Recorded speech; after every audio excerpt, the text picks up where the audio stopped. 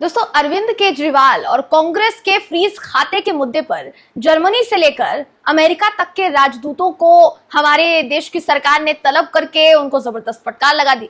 लेकिन फिर भी देखा जाए तो देशों ने अपना रुख नहीं बदला। विदेश नीति का भट्टा इस कदर बैठाया गया है कि मालदीव से लेकर श्रीलंका और लगभग हर पड़ोसी देशों से रिश्ते बिगड़ते चले जा रहे हैं। पहले मालदीव और अब बांग्लादेश में इंडिया आउट की मुहिम चलाई जा रही है। दोस्तों, विदेश नीति की कैसी परिभाषा बनाई जा रही है वो जानने के लिए आपको ये पूरा वीडियो देखना पड़ेगा। आपको इस खबर में हम दिखाएंगे कि हर देश कैसे भारत को ही आंखें तरेर कर दिखा रहा है। बताऊंगी दोस्तों आपको इस खबर में। नमस्कार, मेरा नाम है जयंती झा और आप देख रहे हैं टाइम्स मेल। शी जिनपिंग को झूला झुलाने का नतीजा ये हुआ कि वो अरुणाचल प्रदेश को अपनी बपौती समझने लग गया, लद्दाख को अपनी बपौती समझने लग गया। दूसरी तरफ मालदीव गुलाटी मारते मारते चीन के पाले में चला गया। मालदीव ने कुछ समय पहले इंडिया आउट की मुहिम चलाई दोस्तों, फिर हमारे सैनिकों को देश छोड़ने का अल्टीमेटम तक दे दिया। हालांकि भारत ने भी मालदीव से उसे दिए कर्जे को वापस मांग लिया कि जो कर्जा तुमको दिया था वो वापस दो। मगर मालदीव ने जिस तरीके से भारत को कम आंका, क्या यह हमारी कमजोर विदेश नीति की तरफ इशारा नहीं करता?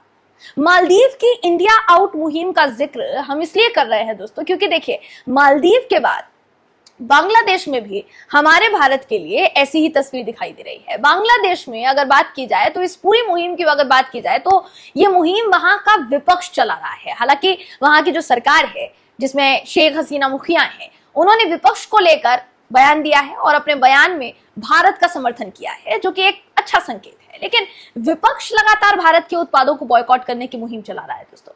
वहां पर बांग्लादेश में विपक्षी पार्टी बांग्लादेश नेशनलिस्ट पार्टी है, बीएनपी जिसे आप कहेंगे, मालदीव की तर्ज पर ही इंडिया आउट का कैंपेन वो चला रही है। इस कैंपेन के तहत बांग्लादेश में भारत के प्रभाव को पूरी तरीके से खत्म करने की मुहिम चलाई जा रही है और भारतीय सामान के बहिष्कार की भी अपील की जा रही है दोस्तों। बांग्लादेश की विपक्षी पार्टी के प्रमुख नेता खुलकर भारत विरोधी बयान दे रहे हैं। आलम क्या है मालूम है आप लोगों को? आलम यह है कि विपक्षी पार्टी बीएनपी के प्रमुख नेता जनरल रूल कबीर रिजवी ने हाल ही में इंडिया आउट कैंपेन का समर्थन करते हुए अपनी कश्मीरी शॉल तक जला डाली। भारत के खिलाफ भड़काऊ बयान देते हुए रिजवी ने कहा कि भारत बांग्लादेश के लोगों के साथ नहीं है, बल्कि वो तो आवामी लीग यानी शेख हसीना की पार्टी का समर्थन करता है। बांग्लादेश की विपक्षी पार्टी के प्रमुख नेता खुलकर भारत विरोधी बयान दे रहे हैं। हालांकि शेख हसीना ने इसका विरोध करते हुए कहा है कि आप साड़ियां जलाएं अपनी पत्नियों की, तब हम माने। अब ये जो कुछ हो रहा है, अगर आप इसको देखेंगे तो भारत बांग्लादेश के लोगों के साथ नहीं है, ऐसा उन लोगों की तरफ से कहा गया है। अब जब बांग्लादेश में इतना सब कुछ हो रहा है तो सवाल ये उठता है कि आखिर इसके पीछे की वजह क्या है? अचानक से इतना विरोध क्यों? तो आपको इसकी वजह बताने की कोशिश करते हैं। बांग्लादेश में आम चुनाव जो हुए थे हालिया में दोस्तों, शेख हसीना की पार्टी आवामी लीग ने उसमें एक तरफा जीत हासिल की थी, क्योंकि विपक्ष ने इस पूरे चुनाव का बॉयकॉट किया था कि हम नहीं चुनाव लड़ेंगे। विपक्ष का यह आरोप था कि भारत की दखल की वजह से शेख हसीना लगातार प्रधानमंत्री बनती हैं, चुनाव जीतती हैं। बांग्लादेश में भारत विरोधी कैंपेन का इस वक्त जो मंजर नजर आ रहा है, होता यह है कि पिछले साल 19 नवंबर को जो क्रिकेट वर्ल्ड कप 2023 हुआ दोस्तों, इसका एक उदाहरण देखने को मिला जब ऑस्ट्रेलियाई टीम ने भारत को हरा दिया। भारत की हार को बांग्लादेश में उत्सव की तरह मनाया गया। हजारों लोग ढाका विश्वविद्यालय कैंपस में जमा हो गए और उन्होंने भारतीय टीम के खिलाफ नारेबाजी की। अब आप बताइए कि क्या ये विदेश नीति का भट्टा बैठने वाली बात नहीं है दोस्तों? क्या विदेश नीति पर सवाल खड़े नहीं होंगे? देखिए, विदेश नीति कब स्ट्रांग होती है? जब सभी पड़ोसी मुल्कों से आपके रिश्ते अच्छे होते हैं और आप उन रिश्तों पर कायम रहते हैं एंड तक। अगर उन पर्टिकुलर देशों ने आपका साथ दिया है तो आप आखिर तक भी, मरते दम तक भी उनका साथ देंगे। लेकिन जैसे जैसे भारत में हमारे देश की सरकार फैसले लिए जा रही है दोस्तों, उन फैसलों से सीधे तौर पर अंतर्राष्ट्रीय पटल पर हमारी विदेश नीति पर प्रभाव पड़ रहा है और इसमें कोई दो राय नहीं है। हालांकि हमारे देश की सरकार इससे इनकार करती आई है। अब आप अगर केजरीवाल और कांग्रेस के फ्रीज खातों के मुद्दे पर गौर करेंगे तो हमने आपको बताया था कि पहले अरविंद केजरीवाल की गिरफ्तारी को लेकर जर्मनी का बयान सामने आता है।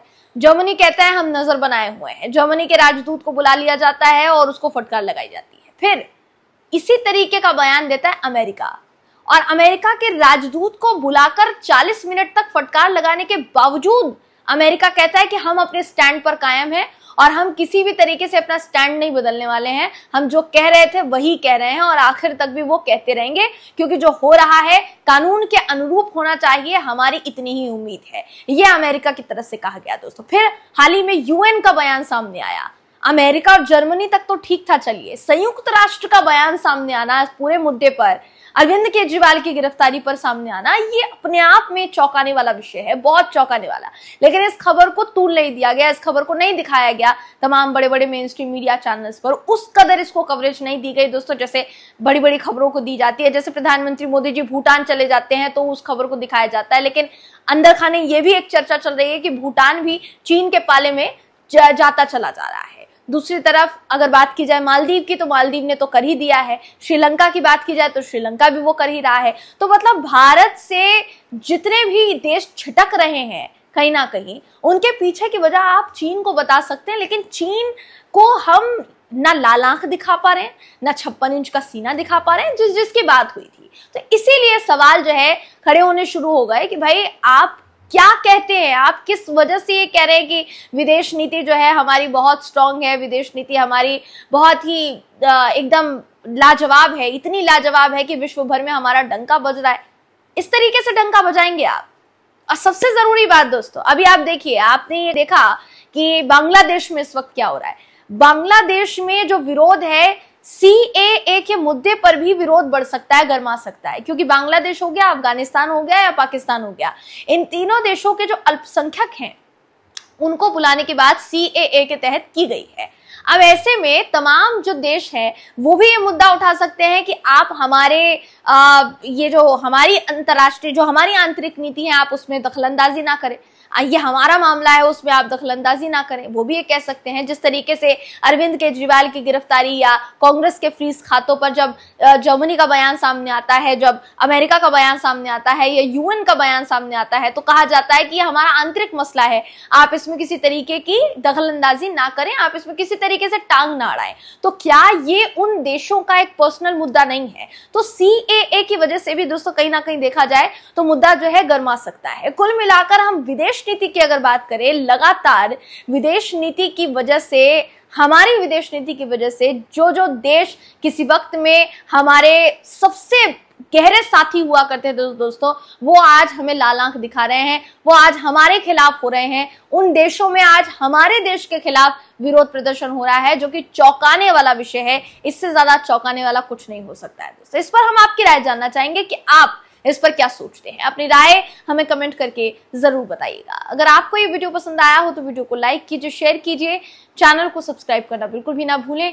फिर मुलाकात होगी आपसे अगली वीडियो में, तब तक के लिए नमस्कार। अगर अभी तक आपने हमारे चैनल टाइम्स मेल को सब्सक्राइब नहीं किया है तो जल्दी से सब्सक्राइब कर दें और बेल आइकन भी प्रेस कर दें।